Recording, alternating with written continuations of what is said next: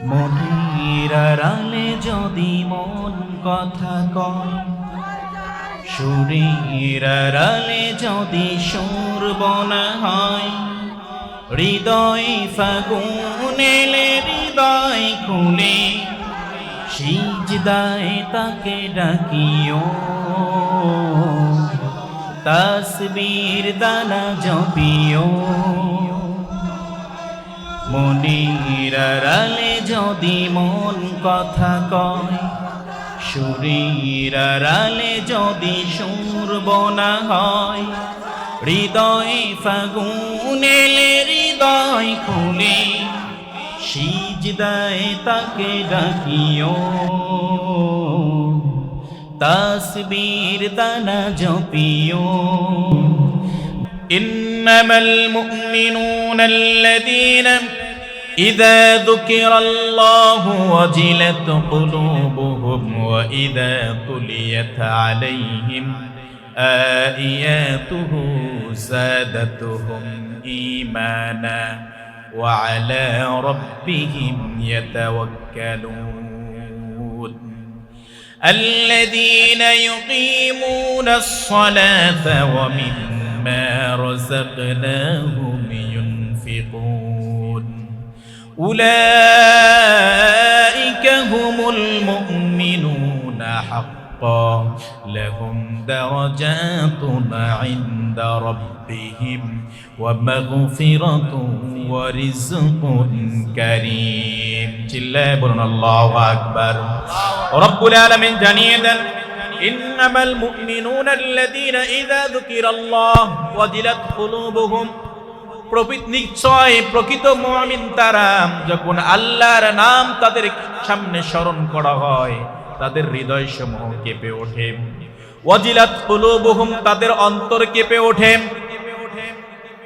ওয়া ইযা তুলিয়াত আলাইহিম আয়াতুহু যাদাতহুম ঈমানা, আর তাদের সামনে যখন রবের আয়াতগুলো কোরআন তেলাওয়াত করা হয়, অটোমেটিকলি আল্লাহ তাআলা তাদের ঈমানগুলোকে বৃদ্ধি করে দেন। সুবহানাল্লাহ। যাদের অন্তর আল্লাহর ভয় কেঁপে ওঠে, আর যখন আল্লাহর আয়াতসমূহ তাদের সামনে তেলাওয়াত করা হয়, তাদের ঈমান বৃদ্ধি করে দেন কে? এতটা বৃদ্ধি হয়ে যায় ঈমান।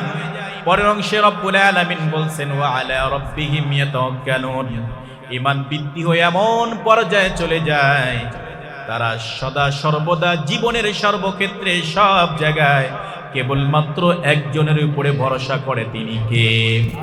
আরো জোরে বলেন, তিনি কে? এরপরে রব্বুল আলামিন জানিয়ে দিয়েছেন, প্রকৃত মুমিন হচ্ছেন তারাই, উলাইকা হুমুল মুমিনুনা হাক্কান, প্রকৃত মুমিন তারাই, লাহুম দারাজাতুন ইনদা রাব্বিহিম ওয়া মাগফিরাতুন ওয়া রিজকুন কারীম। লাহুম দারাজাতুন ইনদা রাব্বিহিম ওয়া মাগফিরাতুন ওয়া রিজকুন কারীম। আল্লাহ তাআলা এখানে জানিয়ে দিচ্ছেন, প্রকৃত মুমিন তারাই, তাদের জন্য আমি আল্লাহ তিনটি পুরস্কার রেখে দিয়েছি। সুবহানাল্লাহ পড়ি। কয়টি পুরস্কার? উলাইকা হুমুল মুমিনুনা হাক্কান লাহুম দারাজাতুন ইনদা রাব্বিহিম। এক নাম্বার পুরস্কার তাদের জন্য তাদের রবের নিকটে কি রয়েছে? সম্মান। কি রয়েছে? আরো জোরে বলেন, কি? সম্মান রয়েছে। আর রবের কাছে যদি আপনার সম্মান থাকে, আর কিছু লাগে?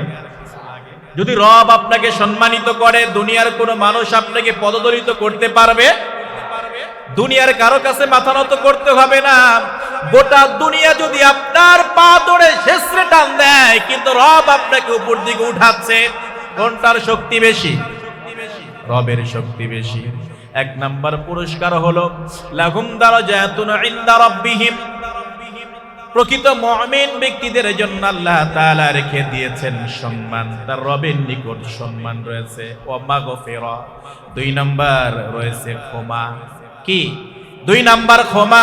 আর রব যদি আপনাকে ক্ষমা করে তাহলে আর কিছু লাগে? লাগে না। রব ক্ষমা করলে আমাদের চাইতে সৌভাগ্যবান ব্যক্তি আর পৃথিবীতে একটাও হতে পারে না। এরপরে পরের অংশে ঢুকে আল্লাহ তাআলা বলছেন, ওয়া মাগফিরাতুন ওয়া রিজকুন কারীম। আল্লাহ তাআলা আপনার জন্য সম্মানিত রিজিক রেখে দিয়েছেন। সুবহানাল্লাহ। তার মানে প্রথমেই 2-3টা আয়াত থেকে আমরা যে জিনিসটি জানতে পারলাম, প্রকৃত মুমিনের পরিচয়, মুমিন কারা। এই মুমিন বান্দারাই যদি এই মুমিনের কাজগুলো করতে পারে, রব্বুল আলামিন তাদেরকে 3টা পুরস্কারে ভূষিত করবেন। জোরে জোরে বলেন সুবহানাল্লাহ। আল্লাহর নিকট এই 3টা সম্মান হচ্ছে সবচেয়ে ভিআইপি। 1 নম্বরে আপনার সম্মান রবের কাছে থাকবে, 2 নম্বরে আল্লাহ আপনাকে ক্ষমা করে দেবেন, 3 নম্বরে আপনার রিজিকের ভিতরে আল্লাহ তাআলা উত্তম রিজিক ফয়সালা করে দেবেন। এই 3টা লাগলে আর কোনো কিছু লাগার প্রয়োজন নেই। এই যে এই জায়গায় আয়াতের ভিতরে আল্লাহ তাআলা মুমিনদের প্রকৃত পরিচয়গুলো তুলে ধরেছেন। এরপরে রব্বুল আলামিন মুমিনদের কিছু বৈশিষ্ট্যের কথা উল্লেখ করেছেন অন্য একটি আয়াতে, সূরাতুল আহজাব আয়াত নাম্বার 35। রব্বুল আলামিন বলেন, ইন্নাল মুসলিমিনা ওয়াল মুসলিমাতি ওয়াল মুমিনিনা ওয়াল মুমিনাতি ওয়াল কানিতিনা ওয়াল কানিতাতি والصادقين والصادقات والصابرين والصابرات والخاشعين والخاشعات والمتصدقين والمتصدقات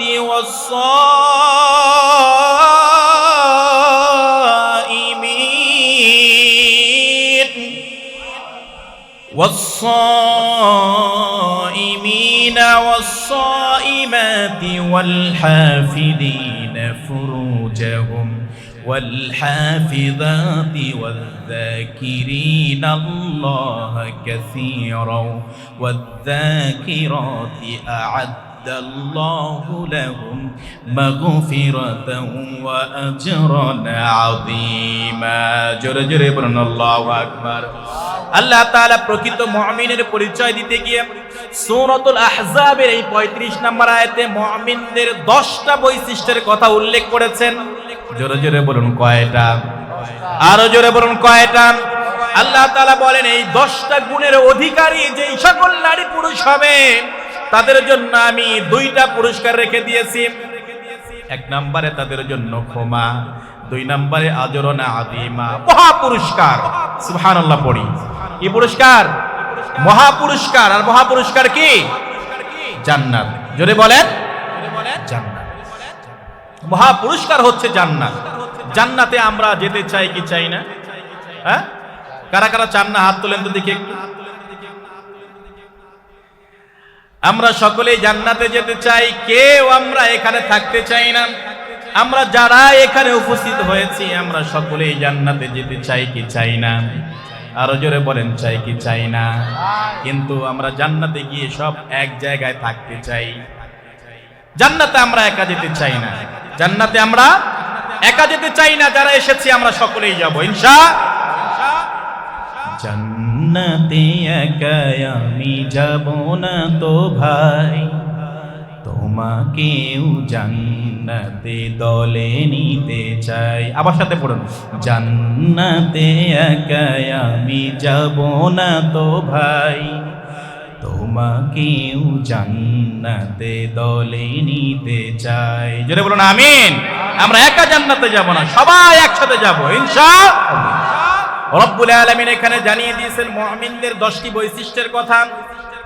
ইন্নাল মুসলিমিনা ওয়াল মুসলিমাত, মুসলমান পুরুষ মুসলমান নারী, ওয়াল মুমিনিনা ওয়াল মুমিনাত, মুমিন পুরুষ মুমিন মুমিনা নারী, ওয়াল কানিতিনা ওয়াল কানিতাত, অনুগত পুরুষ অনুগত নারী, ওয়াস সাদিকিনা ওয়াস সাদিকাত, সত্যবাদী পুরুষ সত্যবাদী নারী, ওয়াস সাবিরিনা ওয়াস সাবিরাত, ধৈর্যশীল পুরুষ ধৈর্যশীল নারী, ওয়াল খাশিঈনা ওয়াল খাশিআত। এরপরে রব্বুল আলামিন জানিয়ে দেন বিনয়ী পুরুষ বিনয়ী নারী, ওয়াল মুতাসাদ্দিকিনা ওয়াল মুতাসাদ্দিকাত, দানকারী পুরুষ দানকারী নারী, ওয়াস সাইমিনা ওয়াস সাইমাত, রোজাদার পুরুষ রোজাদার নারী, ওয়াল হাফিদিনা ফুরুজাহুম ওয়াল হাফিযাত, লজ্জা স্থান হেফাজতকারী পুরুষ এবং নারী, ওয়াযাকিরিনা আল্লাহ কাসীরান ওয়াযাকিরাত, আল্লাহ তাআলাকে অধিক স্মরণকারী পুরুষ এবং অধিক স্মরণকারী নারী। আ'আদ্দাল্লাহু লাহুম মাগফিরাতাও ওয়া আজরান আযীমা, এই 10টি বৈশিষ্ট্য যাদের ভিতরে রয়েছে রব্বুল আলামিন তাদেরকে জান্নাতের মেহমান বানিয়ে দেবেন। মুমিনের পরিচয় আমরা কেবলমাত্র মুমিন জানি, নামাজ পড়লে মুমিন না, মুমিন নামাজ পড়লে হয় না। মুমিন তো সেই মুসলমান হয়েছেন, মুসলমান হওয়ার পরে জীবনের সব ক্ষেত্রে একজনের বিধান মানতে হবে, তিনি কে? ব্যক্তি জীবনে আল্লাহর বিধান মানার প্রয়োজন আছে না নাই? পারিবারিক জীবনে আল্লাহর বিধান মানার প্রয়োজন আছে না নাই? সামাজিক জীবনে আল্লাহর বিধান মানার প্রয়োজন আছে না নাই? রাষ্ট্র জীবনে আল্লাহর বিধান মানার প্রয়োজন আছে না নাই? প্রকৃতপক্ষে যদি আপনি মুসলিম দাবি করেন, তাহলে আপনি যখন মুসলমান ঘোষণা করেছেন সবকিছু আল্লাহর পক্ষ থেকে ফয়সালা হয়, এটা আপনাকে মানতে হবে, এই বিশ্বাস রাখতে হবে। আর আপনার জীবন যতদিন আছে আল্লাহ তাআলার দুনিয়াতে আল্লাহর বিধান, আল্লাহর আইন বাস্তবায়নের জন্য আপনাকে সংগ্রাম চালিয়ে যেতে হবে। চিল্লায় বলেন ঠিক কিনা? আপনি মুসলিম দাবি করেন, মুসলিম দাবি করে আপনি আবার প্রশ্ন করছেন আমরা শরিয়া আইনে বিশ্বাসী না, বলে কি বলে না? কথা বলেন, বলে কি বলে না?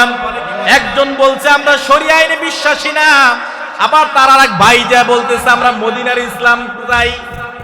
কি চাই? মদিনার ইসলাম কি দিয়ে কায়েম হয়েছে? জোরে বলেন, আরো জোরে বলেন। মদিনার ইসলাম কি দিয়ে কায়েম হয়েছে? তুমি মদিনার ইসলাম চাও, অথচ মদিনাওয়ালা রাষ্ট্র পরিচালনা করেছে, তার সুন্নতের একটা লেশ মাত্র তোমার শরীরের ভিতরে নাই। চিল্লায় বলেন ঠিক কিনা?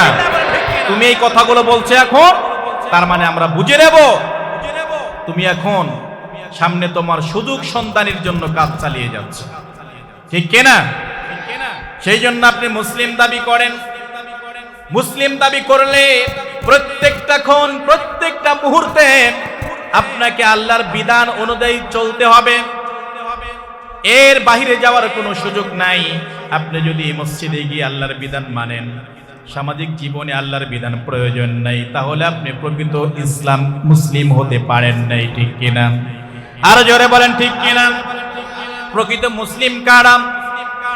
যারা মুসলিমকে সাহায্য করত, মুসলিমের বিপদে তারা এগিয়ে আসত, আবার যখন মুসলিমরা কোনো অন্যায় করে ক্ষমা চাইতো, সঙ্গে সঙ্গে তারা তাদেরকে ক্ষমা করে দিত, সঙ্গে সঙ্গে ক্ষমা করে দিত। আর আমরা তো মানুষকে ক্ষমা করতে জানি না, একটু ভুল করলেই আমরা তাকে এমন ভাবে আঁকড়ে ধরি, ইচ্ছে হয় তারা মনে করে যে গোটা দেশটাকে তার মাথার উপর চাপিয়ে দিতে পারলে তারা খুশি হয়ে যেত। প্রকৃতপক্ষে মুসলিম কারা আমরা? এই আয়াতগুলোর থেকে যদি আপনি ব্যাখ্যা করতে যান, মুসলিম কারা, মুসলমানদের পরিচয় কি, কিভাবে তারা তাদের জীবনটা পরিচালনা করেছে, আপনি তাকিয়ে দেখেন সেই সোনালী যুগের দিকে। সাইয়েদনা ওমর ফারুক রাদিয়াল্লাহু তাআলা আনহু মুসলিম জাহানের দ্বিতীয় খলিফা, খেলাফতের আসনে তিনি আসীন হয়েছেন, মুসলিম জাহানের প্রেসিডেন্ট আমিরুল মুমিনিন। দুইজন ব্যক্তি একজন যুবককে টেনে হেঁচড়ে তার দরবারে নিয়ে এসেছে, নিয়ে এসে বলছে আমিরুল মুমিনিন, এই যুবক আমার বাবাকে হত্যা করেছে, আমরা তার বিচার চাই। আমিরুল মুমিনিন বলল ঠিক আছে, তাকে ছেড়ে দাও, তোমাদের বিচার করা হবে। যুবককে বলছে আমিরুল মুমিনিন, যুবক এই দুই ব্যক্তি তোমার বিরুদ্ধে যে অভিযোগ নিয়ে এসেছে এটার কোনো সত্যতা আছে কিনা? যুবক বলছে হ্যাঁ, আমি তার বাবাকে হত্যা করেছি, তবে এই হত্যাটা এটা অনাকাঙ্ক্ষিত ছিল, আমি তাকে মারার নিয়তে হত্যা করিনি, জাস্ট একটা সাবধান করার জন্য, কিন্তু সে মারা পড়েছে। আমিরুল মুমিনিন বলছে পুরো ঘটনাটা আমাকে খুলে বলো। যুবক বলছে আমিরুল মুমিনিন, আমি মদিনার বাহিরের স্টেটে থাকি, মদিনার বাহিরের লোক, সারাদিন কাজ করেছি, কৃষি কাজ করেছি, ক্লান্ত শরীর নিয়ে আমি খেজুর গাছের ছায়ার নিচে একটু শুয়ে পড়েছি। আমার বাহন একটা উট, এই উটটাকে পাশেই রেখে আমি শুয়ে পড়েছি। ক্লান্ত শরীর হওয়ার কারণে আমি ঘুমিয়ে পড়েছি, আমি জানি না। ঘুম থেকে উঠে দেখি আমার উটটা আমার পাশে নাই। খুঁজতে খুঁজতে খুঁজতে খুঁজতে যায় দেখি যেই মানুষটাকে আমি মেরে ফেলেছি ওই মানুষটার পাশে আমার উটটা পড়ে আছে, কিন্তু আমার উটটার জীবিত নাই, উটটা মারা পড়ে গেছে। আমি জিজ্ঞেস করলাম আমার উটটা মারলো কে? তখন সেই ব্যক্তি বলল আমার ফসল খেয়েছে, আমি তাকে মেরে ফেলেছি। যেহেতু এটা আমার বাহন ছিল, চলার বাহন, আমার রাগকে আমি কন্ট্রোল করতে পারি নাই। কন্ট্রোল করতে না পেরে আমি একটা পাথর দিয়ে তার মাথায় আঘাত করেছি। আঘাত করার সঙ্গে সঙ্গে লোকটা মারা গিয়েছে, কিন্তু আমার তাকে হত্যা করার কোনো প্ল্যান ছিল না। আমি আল্লাহর রাস্তে আপনার কাছে ক্ষমা চাই। আমার হত্যা করার কোনো প্ল্যান ছিল না, কিন্তু অনাকাঙ্ক্ষিতভাবে ঘটনাটা ঘটে গেছে। আমি তাকে মারতে চাইনি। আমিরুল মুমিনিন দুই ব্যক্তিকে জিজ্ঞেস করলেন তোমরা কি চাও? তারা বলল আমরা আমার বাবার হত্যার বিচার চাই, তার ফাঁসি চাই, মৃত্যুদণ্ড চাই। আমিরুল মুমিনিন বললেন তাহলে তো তাই হবে, কারণ যেহেতু হত্যা করেই ফেলেছো এর দায়ভার তোমাকে নিতে হবে। তোমার মৃত্যুদণ্ড কার্যকর করলাম, আগামী শুক্রবার তোমার মৃত্যুদণ্ড দেওয়া হবে। আমিরুল মুমিনিনকে সেই যুবক বলল আমিরুল মুমিনিন আমাকে মৃত্যুদণ্ড দেন, এতে কোনো আপত্তি নাই, তবে আমার একটা আরজি আছে, আমাকে কয়েকটা দিন সময় দেন।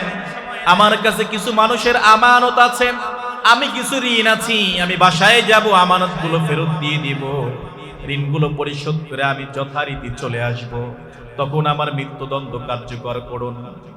ও মুসলমান, কেমন ইমানদার তারা ছিল, কেমন মুসলিম তারা ছিল। আমিরুল মুমিনিন বলছে তোমাকে সময় দেব, তোমার পক্ষে জামিনদার কে হবে? তুমি যে ফিরে আসবে আর গ্যারান্টি কি? তুমি চলে যাইবা, চলে যাওয়ার পরে যে আবার ফেরত আসবে তার গ্যারান্টি কি? কে জামিনদার হবে? যুবক বলছে আমিরুল মুমিনিন মদিনাতে আমার কোনো আপনজন নাই, মদিনাতে আমার জামিনদার হওয়ার মতো একটা মানুষও নাই, কাকে জামিনদার বানাবো?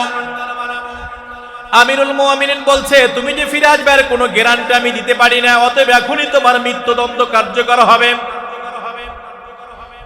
হঠাৎ করে মসজিদের এক সাইড থেকে একজন সাহাবী দাঁড়িয়ে গেল, দাঁড়িয়ে বলছে আমিরুল মুমিনিন আমার এই যুবক ভাইয়ের জিম্মাদার আমি হয়ে গেলাম, তাকে আপনি ছেড়ে দিন। সেই সাহাবী আর কেউ নন, বিশ্বনবীর জলিলুল কদর সাহাবী আবু যর গিফারী রাদিয়াল্লাহু তাআলা আনহু। তিনি দাঁড়িয়ে গেলেন, লোকজন অবাক হয়ে আবু যর গিফারীকে বলল আবু যর তুমি কেমন জিম্মাদার হচ্ছ? এর মানে হলো সে যদি ফেরত না আসে তোমাকে মৃত্যুদণ্ড দেওয়া হবে। আবু যর বলে আমি মেনে নিলাম। যুবককে এবার ছেড়ে দেওয়া হলো। আমিরুল মুমিনিন জানিয়ে দিলেন আগামীকাল, আগামী শুক্রবার নামাজ পড়ে তোমার মৃত্যুদণ্ড কার্যকর করা হবে, এই কয়েকদিনের ভিতরে তুমি চলে আসবা। যুবকটা দৌড়িয়ে চলে গেল বাড়ির দিকে, দৌড়াচ্ছে আর দৌড়াচ্ছে, মাইলকে মাইল তার বাড়ি দূরে দৌড়িয়ে যাচ্ছে। সমস্ত সাহাবায়ে কেরামরা সেদিনের মতো সবাই মসজিদ থেকে বের হয়ে গেলেন, আর সকলে বলা বলি করতে শুরু করে দিল যুবক যদি না আসে তাহলে জলিলুল কদর সাহাবী, এত বড় একটা সাহাবী, তার মৃত্যুদণ্ড হয়ে যাবে। যথারীতি কাজ চলতে 2 দিন 3 দিন চলে যাওয়ার পরে জুমার নামাজে রক্ত হয়ে যাবে, আজান হয়ে গেছে। যুবক তখনও ফেরত আসে নাই।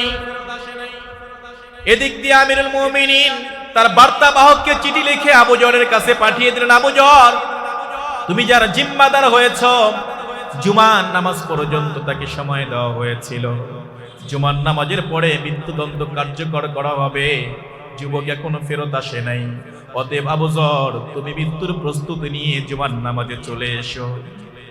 মৃত্যুর প্রস্তুতি নিয়ে জুমার নামাজে চলে আসো। আবু যর গিফারী রাদিয়াল্লাহু তাআলা আনহু মৃত্যুর প্রস্তুতি নিয়ে এবার জুমার নামাজের দিকে রওনা হলেন। জুমার নামাজ শেষ হয়ে গেল, এদিক দিয়ে যুবকের কোনো খবর নাই। সমস্ত সাহাবীর ভিতরে কানাঘোষা শুরু হয়ে গেছে। একজন যুবকের জন্য, অচেনা অপরিচিত যুবকের জন্য একজন বিখ্যাত সাহাবীর আজকে মৃত্যুদণ্ড হয়ে যাবে। নামাজ শেষ হয়ে গেল, যথারীতি আমিরুল মুমিনিন মসজিদের সামনে দাঁড়িয়ে গেলেন, জল্লাদকে ডাকলেন, আবু যর গিফারির দিকে যেতে বললেন। চতুর্দিক দিয়ে থমথমে অবস্থা, গোটা মদিনা যেন নিস্তব্ধ হয়ে গেল। এমন ঘটনা মদিনার জমিনে আর কখনো ঘটেনি। একজনের দায়ের কারণে আরেকজনের মৃত্যুদণ্ড হচ্ছে। জল্লাদ যখন সামনের দিকে যায়, জল্লাদের দু চোখ বেয়ে বেয়ে পানি ঝরছে। জল্লাদ বলতেছে, ইতিপূর্বে শত শত মানুষকে মৃত্যুদণ্ড দিয়েছি, কিন্তু আমার এমন তো লাগে নাই। জল্লাদের পা যেন সামনের দিকে অগ্রসর হয় না, যেন পায়ে যেন বড় পাথর বেঁধে দিয়েছে, আর সামনের দিকে যেতে পারছে না। আবু যর গিফারির সামনে দাঁড়িয়ে আছে, তার মৃত্যুদণ্ড কার্যকর করা হবে। মদিনার অলিতে গলিতেই খবর পৌঁছে গেল। মদিনার মায়েরা চোখের পানি ঝরঝর করে ফেলছে। জলিলুল কদর একজন সাহাবী, অপরিচিত যুবকের জন্য তার মৃত্যুদণ্ড হয়ে যাচ্ছে, কিভাবে সম্ভব? হঠাৎ করে একজন ব্যক্তি চিৎকার করে জল্লাদকে বলছে, জল্লাদ দাঁড়ান, একটু দাঁড়ান, অপেক্ষা করেন। ওই যে কে যেন ঘোড়া দাপ দিয়ে একদম বালু উড়িয়ে আসতেছে মদিনার দিকে, কে যেন আসছে, একটু সময় অপেক্ষা করুন, একটু সময় অপেক্ষা করুন। জল্লাদ এবার দাঁড়িয়ে গেলেন। সকলেই সেই ঘোড়ার দিকে তাকিয়ে আছে, কে আসে ঘোড়া করে। কাছাকাছি আসার পরে দেখে আর কেউ নয়, যেই যুবকটার মৃত্যুদণ্ড কার্যকর করা হয়েছে সেই যুবক চলে এসেছে। যুবক চলে এসেছে আমিরুল মুমিনিনের কাছাকাছি এসে বলছে, আমিরুল মুমিনিন, রাস্তার ভিতরে আমার ঘোড়াটা, তার পাটা একটু ব্যথা পায়, এই পাটা সেরে উঠতে আমার একটু সময় লেগে গেছে, আমাকে মাফ করবেন, যত সময় আমি আসতে পারি নাই। যুবক এবার সামনাসামনি চলে আসলেন, বলেন, আমিরুল মুমিনিন, বাড়িতে গিয়ে আমি একটু দেরি করি নাই, একটু সময় ব্যয় করি নাই। আমার কাছে যে আমানতগুলো ছিল সেই আমানতগুলো আমি পৌঁছে দিয়েছি। আমার ঋণগুলো ছিল, ঋণগুলো আমি পরিশোধ করে দিয়েছি। আমার মা, আমার বাবা, আমার নববধূ মাত্র বিয়ে করেছি, আমার বোর কাছ থেকে সমস্ত ঘটনা খুলে বলে বিদায় নিয়ে এসেছি। দেখা হবে আসরের ময়দানে, আমাকে ছেড়ে দাও, কারণ আমার জন্য একজন নিরপরাধ ব্যক্তি জিম্মাদার হয়ে আছে। এমন ব্যক্তিকে রেখে এসেছি, সে যদি মারা যায় হাসরের ময়দানে না জানি আমি খুনির কাতারে দাঁড়িয়ে যাই। তাড়াহুড়ো করে চলে এসেছি, আমিরুল মুমিনিন আমাকে ক্ষমা করে দেন। আমিরুল মুমিনিন আশ্চর্য হয়ে গেল।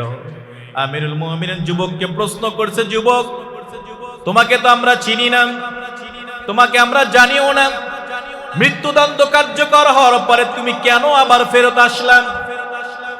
খুব মনোযোগ দিয়ে শুনুন।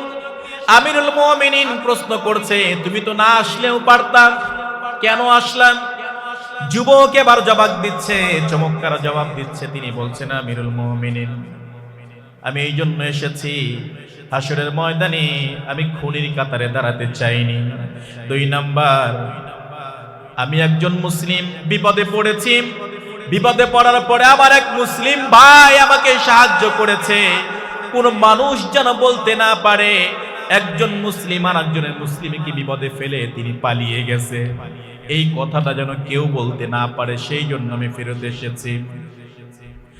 আমিরুল মুমিনিন বলল, ঠিক আছে, বুঝলাম। আবু যর গিফারি রাদিয়াল্লাহু তাআলা আনহুকে জিজ্ঞেস করলেন, আবু যর, যুবক নয় এই কথা বলল, তুমি কেন তার জিম্মাদার হলাম? তুমি তো তাকে চেনো না, তার সাথে তোমার কোনো পরিচয় নাই। এবার আবু যর গিফারি রাদিয়াল্লাহু তাআলা আনহু বলছে, আমিরুল মুমিনিন, আমি এটা এই জন্য করেছি, দুনিয়ার কোনো মানুষ যেন এটা বলতে না পারে একজন মুসলমান বিপদে পড়েছে আর একজন মুসলমান তাকে সাহায্য করে নাই, এই কথাটা যেন বলতে না পারে, সেই জন্য আমি তাকে সাহায্য করেছি। এই কথা বলার সঙ্গে সঙ্গে একজন ভাই, যেই 2 ব্যক্তি বাবার হত্যার প্রতিশোধ নেওয়ার জন্য যুবকটাকে টেনে হেঁচড়ে নিয়েছে, একজন ভাই সেখানে দাঁড়িয়ে সঙ্গে সঙ্গে ঘোষণা দিয়ে দিলেন, আমিরুল মুমিনিন, আমার বাবার হত্যাকারীকে আমরা ক্ষমা করে দিলাম, বাবার হত্যাকারীকে ক্ষমা করে দিলাম, আমাদের আর কোনো অভিযোগ নাই, তাকে আমরা ক্ষমা করে দিলাম, মৃত্যুদণ্ড কার্যকর বন্ধ করা হোক। আমিরুল মুমিনিন এবার প্রশ্ন করছে ভাইদেরকে, ভাইদ্বয়কে, তোমরা কেন তোমার বাবার হত্যাকারীকে ক্ষমা করলা? কেন তোমরা ক্ষমা করলা? এবার আরেক ভাই জবাব দিচ্ছে, আমিরুল মুমিনিন, এই জন্য ক্ষমা করলাম, দুনিয়ার কোনো মানুষ যেন বলতে না পারে কোন মুসলিম অপরাধ করার পরে অনুতপ্ত হয়েছে, ক্ষমা চেয়েছে, তারপরে অন্য মুসলিম তাকে ক্ষমা করে নাই, এই কথা যেন বলতে না পারে। এরাই হচ্ছে প্রকৃত মুমিন। এদের কথাই আল্লাহ তাআলা বলছেন, এদের জন্যই রব্বুল আলামিন রেখে দিয়েছেন মাগফিরা, আজরান আযীমা, ক্ষমা আর মহা পুরস্কার, সেটা হলো জান্নাত। জোরে বলেন সুবহানাল্লাহ। সেই জন্য রব্বুল আলামিন প্রকৃত মুমিনের পরিচয় দিয়ে বলে দিয়েছেন, ইন্নাল মুসলিমিনা ওয়াল মুসলিমাত ওয়াল মুমিনিনা ওয়াল মুমিনাত ওয়াল কানিতিনা ওয়াল কানিতাত ওয়াস সাদিকিনা ওয়াস সাদিকাত ওয়াস সাবিরিনা ওয়াস সাবিরাত। এই আয়াতের ভিতরে রব্বুল আলামিন 10টা পয়েন্টের কথা আলোচনা করেছে। এখানে রব্বুল আলামিন মুমিনের বিশেষ কিছু গুণের কথা বলেছেন। মুমিন কারা?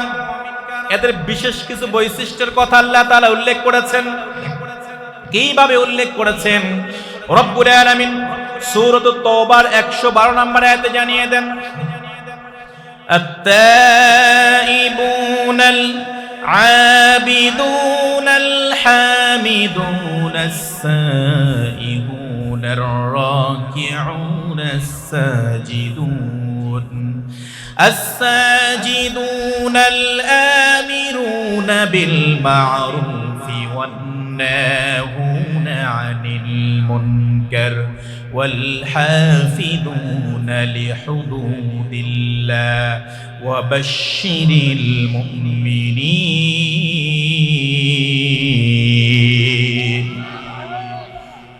আল্লাহ তাআলা এখানে মুমিনদের বিশেষ কিছু গুণের কথা উল্লেখ করেছেন।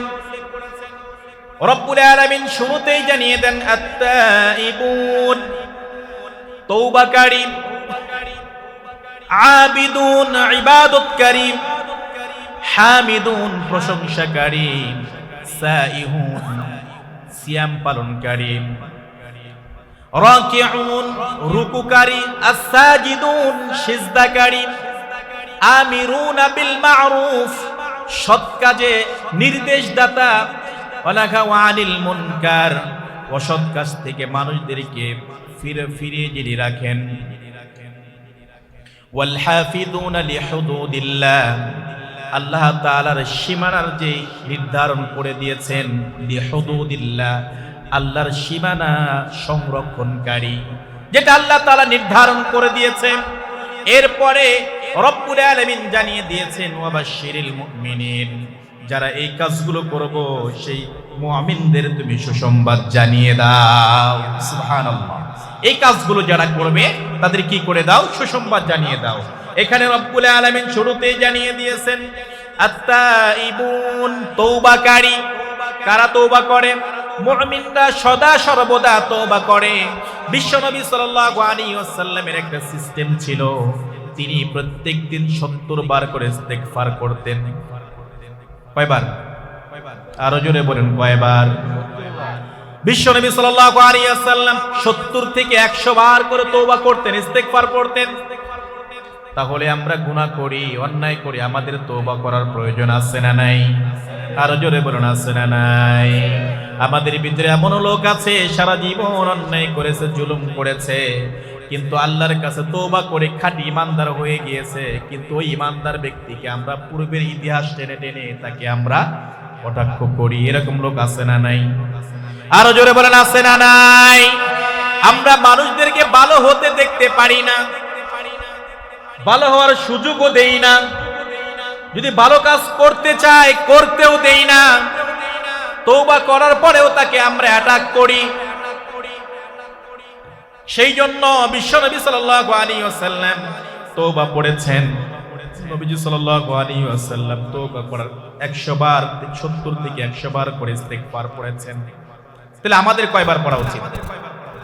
আচ্ছা, আপনাদের কাছে একটা সরল মনে আমি প্রশ্ন করি, নবীজির জীবনে কোনো গুনাহ ছিল? জোরে বলেন। নবীজি কোনো অন্যায় করেছে? কোনো পাপ করেছে? নবীরা ছিল মাসুম। নবীরা কি ছিল? মাসুম। কোনো গুনাহ নেই, তার কোনো গুনাহ নেই। গুনাহ না থাকার পরেও যদি 70 থেকে 100 বার ইস্তেগফার পড়েন, আমাদের কয়বার করে পড়া উচিত? হ্যাঁ, এখন আপনার আমলনামা যদি সামনে দেওয়া হয়, দেখবেন আপনার আমলনামায় কোনো নেকি খুঁজে পাবেন না। ঠিক কি না? তার মানে আমাদের কতবার করে করা উচিত? ইস্তিগফার পড়লে না আপনার লস। আরো জোরে বলেন, কতটুকু লাভ? কতটুকু লাভ? অনেক লাভ। ইস্তিগফার পড়ুন। প্রকৃত মুমিনের পরিচয় 1 নম্বরে আস্তাগফিরুল্লাহ, তওবা পড়ে। 2 নম্বরে কোনো মানুষের সাথে হিংসা বিদ্বেষ করে না।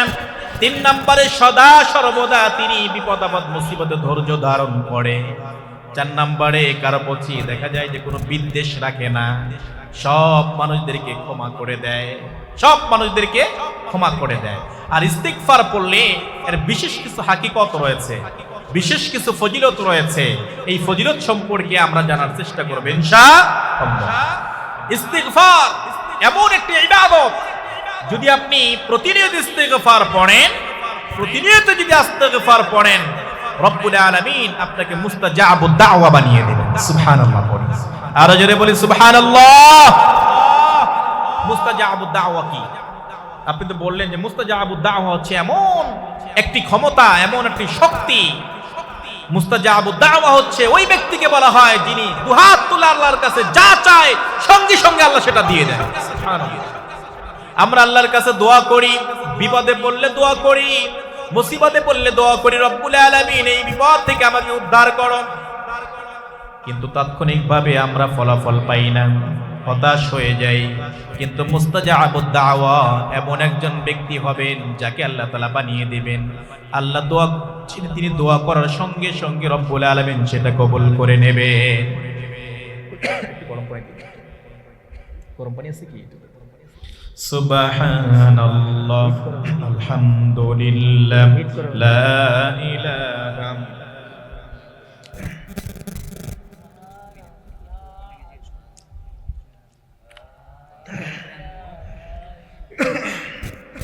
সুবহানাল্লাহ, লা ইলাহা ইল্লাল্লাহ। একটু মুহাব্বতের সাথে হালকা একটু বড়। তুমি বাঁচাও, তুমি মারো, অবিরত ক্ষমা করো। তুমি বাঁচাও, তুমি মারো, অবিরত ক্ষমা করো। ধরার যে জন তাকে ধরো, ধরার যে জন তাকে ধরো। তোমার মুঠোয় সবই আল্লাহ। সুবহানাল্লাহ, আলহামদুলিল্লাহ, লা ইলাহা ইল্লাল্লাহ। সুবহানাল্লাহ, আলহামদুলিল্লাহ, লা ইলাহা ইল্লাল্লাহ। তোমার রিজিক খেয়ে পড়ে অবাধ্য হই কেমন করে। তোমার রিজিক খেয়ে পড়ে অবাধ্য হই কেমন করে।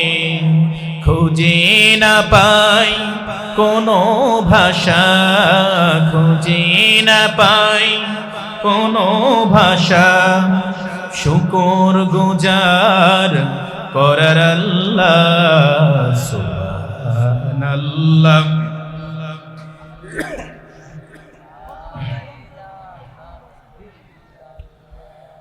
সুবহানাল্লাহ, আলহামদুলিল্লাহ, লা ইলাহা ইল্লাল্লাহ, লা ইলাহা ইল্লাল্লাহু মুহাম্মাদুর রাসূলুল্লাহ সাল্লাল্লাহু আলাইহি ওয়াসাল্লাম। বলতেছিলাম মাগফিরাহ, আল্লাহ তাআলা ক্ষমা করে দেবেন। আর আল্লাহর কাছে ক্ষমা চাওয়া এটা হচ্ছে প্রকৃত মুমিনদের একটি বৈশিষ্ট্য। সদা সর্বদা কি করে? মুমিনরা আল্লাহর কাছে ক্ষমা চায়, ইস্তিগফার পড়ে। আমাদের পড়া দরকার আছে না নাই? আরো জোরে বলেন, আছে না নাই? কতবার করে ইস্তিগফার করব? কতবার পড়ব? অগণিত। ওর কোনো হিসাব নেই, কোনো হিসাব নেই। আপনাকে অগণিত ইস্তিগফার পড়তে হবে। আর ইস্তিগফার পড়লে রব্বুল আলামিন তাকে একটা শক্তিশালী ক্ষমতা দিয়ে দেন, সেটা হচ্ছে তাকে আল্লাহ তাআলা মুস্তাজাবুদ দাওয়া বানিয়ে দেন। ইমাম আহমদ বিন হাম্বল রাহমাতুল্লাহ আলাইহি এমন একজন ব্যক্তি ছিলেন, সারা জীবন ইসলামের জন্য তার জীবনটাকে উৎসর্গ করে গিয়েছেন। তিনি বাড়িতে বেশি থাকতেন না, সফরে বেশি থাকতেন। কোন শীত বাড়ির থেকে বের হয়ে গিয়েছেন, এক দেশ থেকে আরেক দেশে সফরে চলে যাবেন। ওনার টোপলাটা অর্থাৎ যেই পোশাক আশাক আছে সেটা নিয়ে তিনি বের হয়ে গিয়েছেন। বের হয়ে গিয়েছে শীতের রজনী, বৃদ্ধ মানুষ। চলতে চলতে চলতে চলতে মাগরিবের রক্ত শুরু হয়ে গেছে।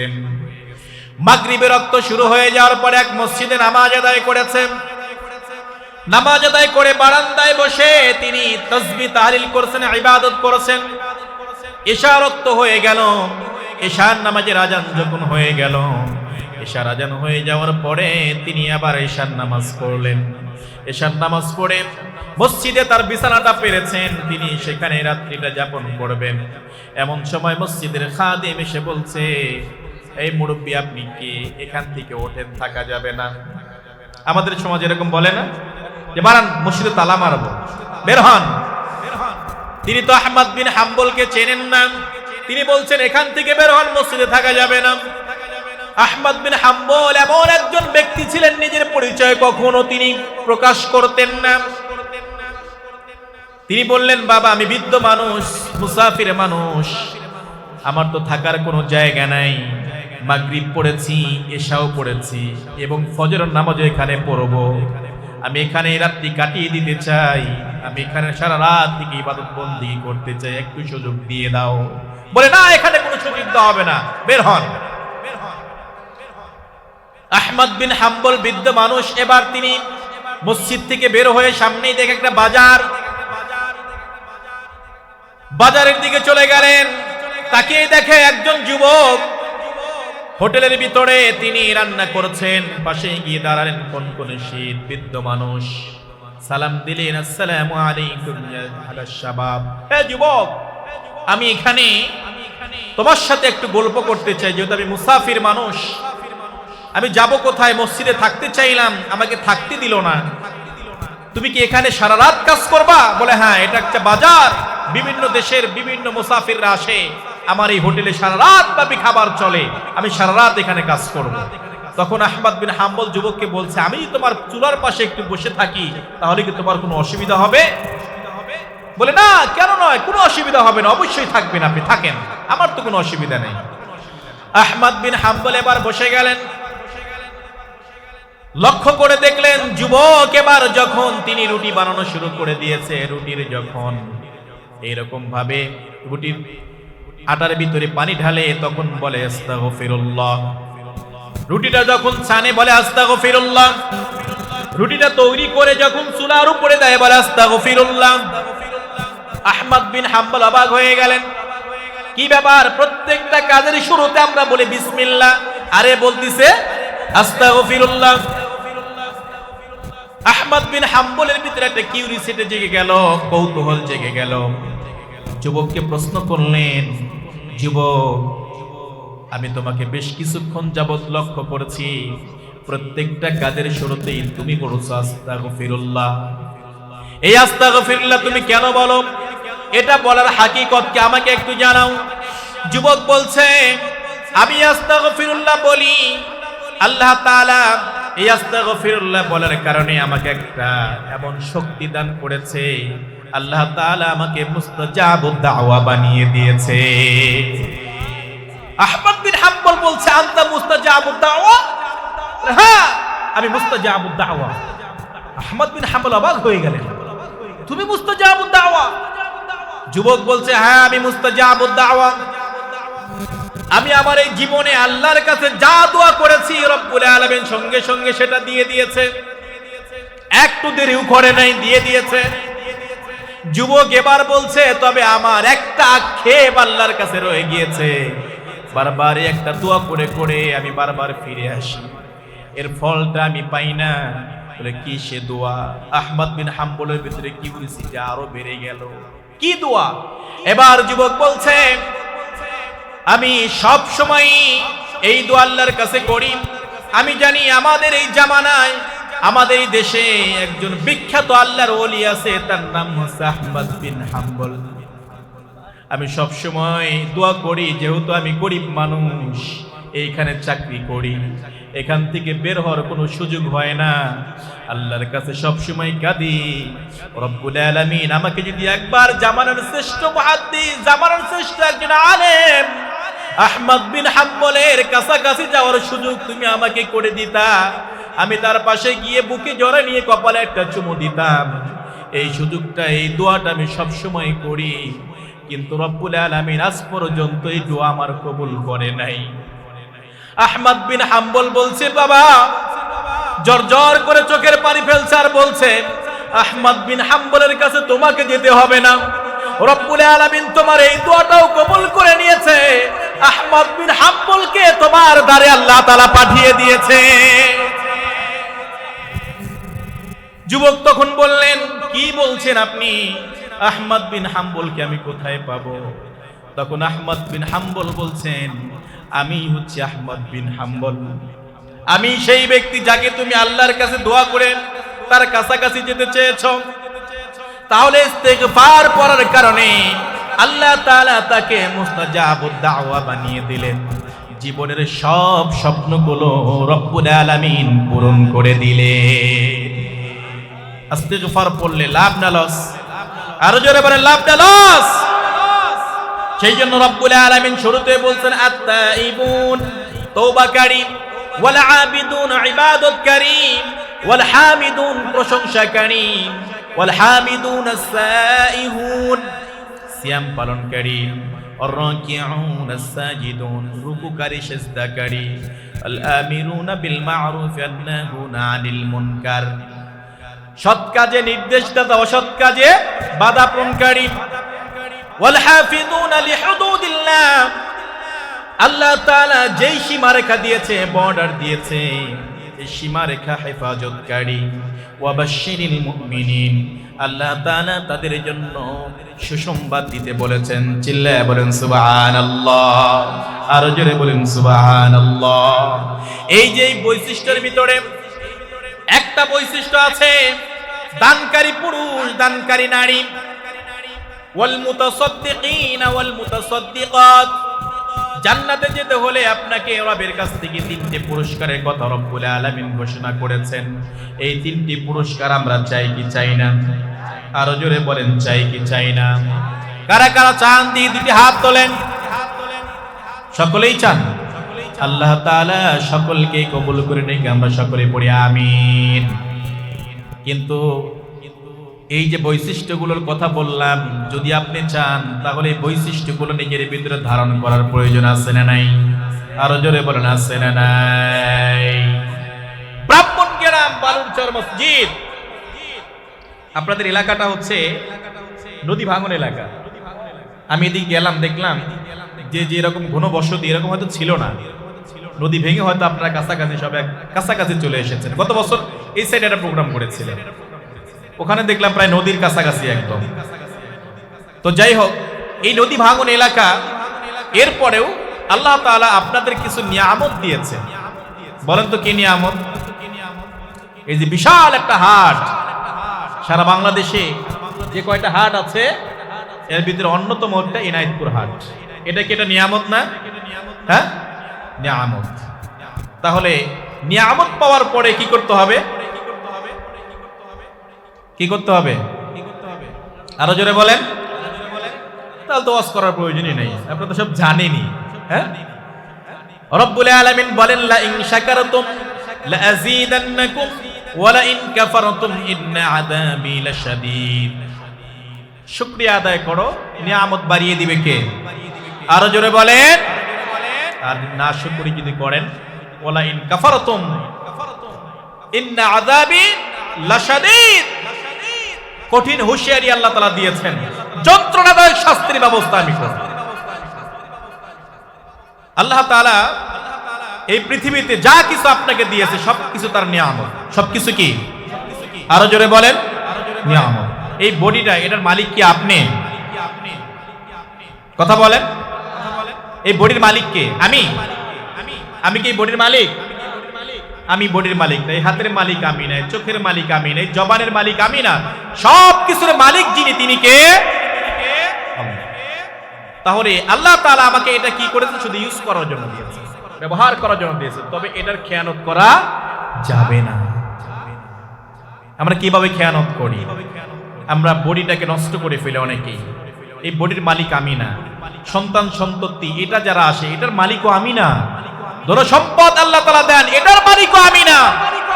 ধন সম্পদের মালিক কে? আরো জোরে বলেন। আপনারাই দেখেছেন অনেকেই কোটি কোটি টাকার সম্পত্তির মালিক ছিল, কিন্তু এখন জিরো। আবার যারা জিরো ছিল তাদেরকে আল্লাহ তাআলা হিরো বানিয়ে দিয়েছে। দান করলে সম্পদ বাড়ে না কমে? আরো জোরে বলেন। দান করলে সম্পদ বাড়ে না কমে? কতটুকু বাড়ে? সাহাবীরা দান করত, তাদের সম্পদ কমছে না বাড়ছে? হ্যাঁ, দান করেছেন সাহাবীরা, কিন্তু তাদের সম্পদ, আমরা তো জানি পকেট থেকে টাকা দিলে কমে যায়, কিন্তু আপনারা বলছেন বাড়ে। আল্লাহ তাআলা ওই দানের ভিতরে বরকত দিয়ে দেন, বারাকাতে পরিপূর্ণ করে দেন। সেজন্য দান করার প্রয়োজন আছে না নাই?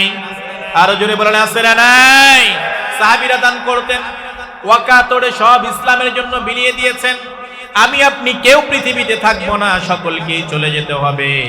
এমন ভাবে চলে যেতে হবে আপনার যে এই যে এখন টাকার গরম, ক্ষমতার গরম কিচ্ছু থাকবে না। আছে কি? যারা ক্ষমতায় ছিল তাদেরকে এখন কোথাও খুঁজে পাওয়া যায়? মাঝে মাঝে পাওয়া যায়, এই যে মোবাইলে।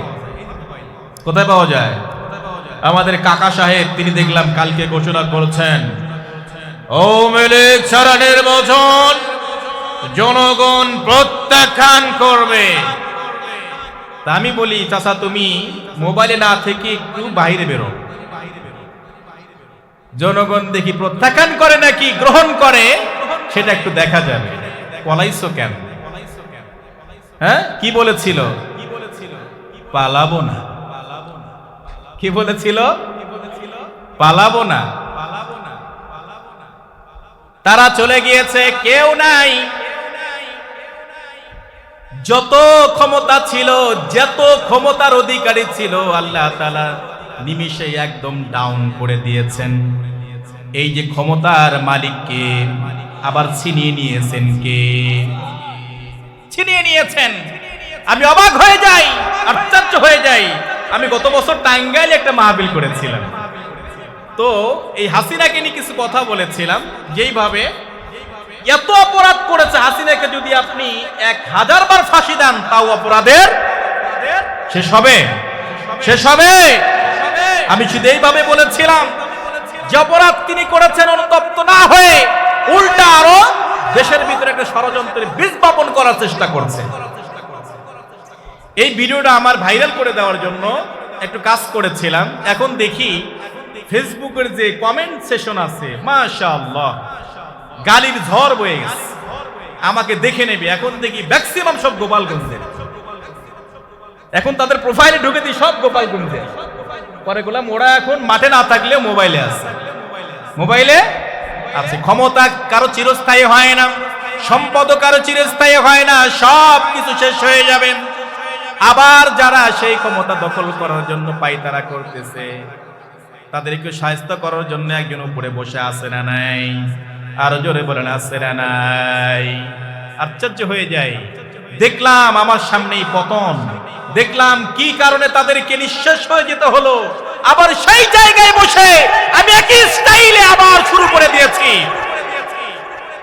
আশ্চর্য হয়ে যাই, আপনার বোধগম্য কবে হবে? আপনি কবে বুঝবেন? হবে না। আল্লাহ এদেরকে মোহর মনে দিয়েছে। আপনি যেটাই করছেন, আপনি জনগণের কল্যাণে কিছুই করছেন না। আজকে ইসলামের জয় জয়কার যেদিকে যান দেখবেন, যেই বিশ্ববিদ্যালয়গুলো নাস্তিকদের আখড়া ছিল, কারখানা ছিল, যেখানে বসে নাস্তিকরা মেয়েদেরকে দর্শন করে সেঞ্চুরি করত, আল্লাহ পাক সেখানে ইসলামের বিজয় দিয়ে দিয়েছে। ঠিক কিনা? এটা মুসলমানদের চূড়ান্ত বিজয় আমি মনে করি। যে বিশ্ববিদ্যালয়গুলোকে শিবিরের নাম নিলে পাখির মতো গুলি করে মারা হতো, পাখির বিচার হতো, জরিমানা হতো, কিন্তু শিবির মারলে কোনো জরিমানা নাই। আল্লাহ তাদেরকে বিজয় দিয়ে দিয়েছেন। শুধু বিজয় দেন নাই, তাদেরকে বিজয় করতে সবচেয়ে বেশি যারা ভূমিকা পালন করেছে সেটা হচ্ছে আমাদের নারী জাতিরা। কথা বলেন। কত সেই নারীদেরকেই বিভিন্ন ভাবে তারা উদ্বুদ্ধ করেছিল, এরা যদি ক্ষমতায় আসে, এরা যদি ক্ষমতা পায়, তাহলে সর্বপ্রথম নারীদের স্বাধীনতা নষ্ট করে দেবে। বলছে কি বলে নাই? কথা বলেন, বলছে কি বলে নাই? আপনি দেখেন, আমি ভার্সিটির স্টুডেন্ট, আমি জানি এদেশের বিশ্ববিদ্যালয়ের সবচেয়ে বড় বারান্দাতে হাঁটার সামর্থ্য আমার হয়েছে। আল্লাহ পাক সে সুযোগ আমাকে দিয়েছিলেন। দেখেছি সেখানে মেয়েদের কি অবস্থা। আজকে দেখলাম ঢাকা বিশ্ববিদ্যালয় রোকেয়া হলে মেয়েরা আয়োজন করেছে সিরাত সন্ধ্যা। আলহামদুলিল্লাহ। কারা আয়োজন করেছে? মেয়েরা আয়োজন করেছে সিরাত সন্ধ্যা। সেখানে আল্লাহ তাআলা কিছু নিয়ামত দিয়েছে। এই নিয়ামতগুলোর নাম হচ্ছে সাদিক কাইম, এসএম ফরহাদ। এদের হাত ধরেই গত 54 বছরের ইতিহাসে যেই মানুষগুলোকে দমিয়ে রাখা হয়েছিল, তাদের কোনো প্রোগ্রাম, কোন রকমের কোনো কনফারেন্স করতে দেওয়া হয় নাই। গত 1 মাসের ব্যবধানে তারা বাংলার প্রত্যেকটা মানুষকে জানাতে সক্ষম হয়েছে ইসলাম শান্তির ধর্ম। যারা ইসলামের ছায়াতলে আসে তারাই শান্তির ভিতরে ঢুকে যায়। চিল্লা বলেন ঠিক কিনা? আরো জোরে বলেন ঠিক কিনা? আর ইসলাম থেকে মানুষদেরকে দূরে সরে রাখতে পারবা না। ভুলভাল বুঝে আর লাভ নাই। তোমরা যতই আমাদের বিরুদ্ধচারণ করো না কেন, যারাই কোরআনের সাথে আছে তাদের বিজয় কে দেবেন? আরো জোরে বলেন, কে দেবেন? যারাই কোরআনের বিরুদ্ধে যাবে ইতিহাসের ডাস্টবিনে পড়ে যাবে। আশ্চর্য হয়ে যায়। এই মানুষগুলোর কি আল্লাহ কি দিয়েছে? ব্রেন দেয়নি একটু? আপনি দায়িত্ব নিচ্ছেন, ভালো কথা। লুটপাট করার অধিকার তো আপনাকে দেওয়া হয়নি। দেওয়া হয়েছে? দেওয়া হয়নি। ইসলাম একটা নিয়ামতপূর্ণ ধর্ম। আপনি এর কাছাকাছি আসবেন, আল্লাহ পাক আপনাকে একদম বরকত দিয়ে, সম্মান দিয়ে আকাশ চুম্বি তুলে নেবেন। চিল্লায় বলেন সুবহানাল্লাহ। আরো জোরে বলেন সুবহানাল্লাহ। সেই জন্য সবকিছুর মালিক হচ্ছে আল্লাহ। সর্ব অবস্থায় আমরা আল্লাহর শুকরিয়া আদায় করব। আলহামদুলিল্লাহ। আরো জোরে বলে আলহামদুলিল্লাহ। আল্লাহ এই পরিবেশ তৈরি করে দিয়েছেন।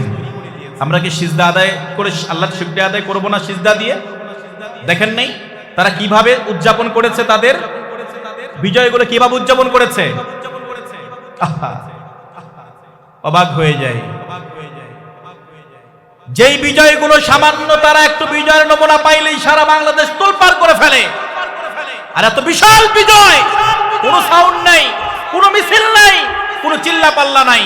তারা সিজদাটাকে, কপালটাকে মাটিতে নুয়ে আল্লাহর কাছে সিজদাতে শুকরিয়া আদায় করছে। বলছে, রব, এই জমিনটা আমাদের রক্ত হালাল ছিল, এই জমিনটা আমাকে দিয়েছো, তোমার শুকরিয়া ছাড়া আর কোনো কিছু নাই। রক্ত জড়িয়েছে তারা, এমনি এমনি পরিবেশ তৈরি হয় না। সেজন্য আসুন আমরা একটু হলেও চিন্তা ভাবনা করি, আসলে আমরা কয়দিন পৃথিবীতে থাকবো। আপনাদের এলাকায় একজন ছিল, গত কয়েকদিন আগে মারা গেল। হ্যাঁ, ছিল না কয়েকজন? গত কয়েকদিন আগে মারা গেল। দোয়া করি যারা মারা গেছে তাদের নিয়ে আমাদের কথা বলার কোনো অধিকার নেই। আল্লাহ রাসূল নিষেধও করেছেন, তাদের জন্য দোয়া করি। তিনি আমল নিয়ে চলে গেছে, যা করেছে সেটা তার আমল নিয়ে পৌঁছে গিয়েছে, তাকে নিয়ে আমাদের কোনো কথা নেই। আমরা কিন্তু ইতিপূর্বে দেখেছি যেই মানুষগুলোকে দমিয়ে রাখার জন্য গুম, খুন, অত্যাচার, হত্যা, ফাঁসির কাস্তে ঝুলিয়ে মেরে প্রশাসন দিয়ে চতুর্দিক দিয়ে ঘেরাও করে রাখা হয়েছে, এই মানুষগুলো যখন ইন্তেকাল করেছে, পৃথিবীর থেকে বিদায় নিয়েছে, হাজার হাজার মানুষের চোখের পানি দিয়ে এই জমিন ভিজে গিয়েছে। তাদের জন্য দোয়া এসেছে, প্রাণ খুলে তাদের জন্য আল্লাহর কাছে দোয়া করেছে। আর যারাই তাদেরকে দমিয়ে রাখার চেষ্টা করেছে তাদের জন্য ইন্না লিল্লাহ পড়ার মতো একজন লোক নাই, তারা মৃত্যুর সঙ্গে সঙ্গে আলহামদুলিল্লাহর জোয়ার বসে গেছে। চিল্লায় বলেন ঠিক কিনা? এমন জীবন তুমি কেন গঠন করো যেই মৃত্যুর সঙ্গে সঙ্গে মানুষ খুশি হয়? এমন জীবন গঠন করা যাবে? সেজন্য আসুন সম্মানিত ব্রাহ্মণ গ্রামবাসী, আমি আপনাদের কাছে উদাত্ত আহ্বান জানাবো, যেহেতু সবকিছু আল্লাহর, আমাদের কিচ্ছু না। আজকে চোখ বন্ধ করেন, দেখবেন সব শেষ হয়ে গেছে। যাকে আমি আমিত্ব মনে করি, আমার প্রাণপ্রিয় স্ত্রী, তার চাহিদা পূরণের জন্য তার গহেনা শাড়ি সবকিছু কিনে দিয়েছি, তার জন্য সুন্দর একটা ফ্ল্যাট তৈরি করে দিয়েছি, খাট বানিয়ে দিয়েছি। যেই খাট ছাড়া আপনার প্রাণপ্রিয় স্ত্রী ঘুম হয় না। আপনি মনে করেন আমি মারা গেলে আমার স্ত্রী বাঁচবেই না, একই সাথে শুয়ে আছেন, শুয়ে থাকার সঙ্গে সঙ্গে হঠাৎ করে রাত যখন 2টা বেজে গেল, আপনার নিঃশ্বাসটা বন্ধ হয়ে গেল। বন্ধ হয়ে যাওয়ার সঙ্গে সঙ্গে আপনার প্রাণপ্রিয় বিবি আপনাকে ছাড়া থাকতে পারতো না। বিশ্বাস বন্ধ হওয়ার সঙ্গে সঙ্গে আত্মীয় স্বজনকে ডেকে বলবে, জলদি করে আমার খাটের থেকে নামাও, আমি তার পাশে আর থাকতে পারছি না, আমার ভয় করছে। যার জন্য আপনি সব বিলীন করে দিলেন, সেই প্রাণের বিবি আপনার সাথে আর 1 সেকেন্ড থাকতে চাইবে না। এরপরে আপনাকে যখন খাট থেকে নামানো হবে, ঘর থেকে বের করলে, যে ঘরটাকে সাজানোর জন্য জীবনের সব কিছু আপনি শেষ করে দিয়েছেন, সেই ঘরে দ্বিতীয়বার আপনাকে আর ঢুকানো হবে না। যেই গোসলখানায় আপনি টাইলস লাগিয়েছেন, হাই কমোড লাগিয়েছেন, সুইমিং পুল সিস্টেম করেছেন গোসল করার জন্য, এত টাকা পয়সা দিয়ে গোসলখানা তৈরি করলেন, জীবনের শেষ গোসলটাও সেই গোসলখানায় হবে না। সেই জন্য আমি আপনি দুনিয়ার থেকে বিদায় না চলে যাব। কেমনে চলে যাব, কিভাবে চলে যাব? কেবলমাত্র আমি দুনিয়াতে যেই কাজ করে গিয়েছি সেটাই আমাকে নির্ধারণ করে দেবে। আপনার যাওয়াটা ভালো হবে না খারাপ হবে, আপনাকে যে আল্লাহ তাআলা নিয়ামত দিয়েছিলেন, নিয়ামতগুলো কোন কাজে ব্যয় করেছেন, এটা সব কিছুর হিসাব আপনাকে পুঙ্খানুপুঙ্খভাবে আদায় দিতে হবে। সেই জন্য আসুন, আল্লাহ তাআলা আমাদেরকে সম্পদের মালিক বানিয়ে দিয়েছে, যেই সম্পদ দ্বারা সন্তান সন্ততি লালন পালন করি, একটাবার চিন্তা করে দেখি না আমার নিজের আমলের জন্য আমি কি করলাম।